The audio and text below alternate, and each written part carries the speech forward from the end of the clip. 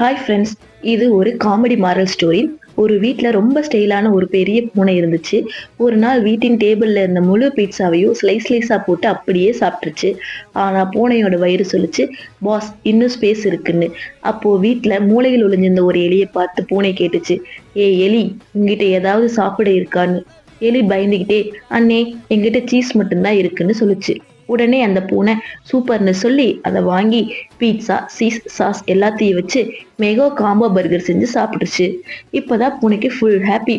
ஆனா ஒரு 5 நிமிஷம் கழிச்சு மியாவ், வயிறு டான்ஸ் ஆடுதேன்னு சொல்லி பூனை சோஃபால உருளுது பொருளுது. அதை பார்த்து எலி டாக்டர் மாதிரி பூனையை படுக்க வச்சு ட்ரீட்மெண்ட் பார்த்து சொல்லுச்சு, அதிகமா சாப்பிட்டா இப்படித்தான். பூனை சோகத்துல, சரிடா, இனிமே டயட் தான்னு சொல்லுது. எலி கூலா, அப்போ எல்லா பிட்சாவும் நீ எனக்கு தான் சொல்லி பூனையை பார்க்க வச்சுக்கிட்டே சாப்பிடுது. மாரல்: டயட் பிரேக் பண்ணா வயிறு பிரேக் ஆகும். இந்த கதை பிடிச்சிருந்தா லைக், கமெண்ட், ஷேர் பண்ணுங்க. இது போன்ற இன்ட்ரெஸ்டிங்கான கதைகளுக்கு மறக்காம சேனலை சப்ஸ்கிரைப் பண்ணுங்க ஃப்ரெண்ட்ஸ். தேங்க்யூ.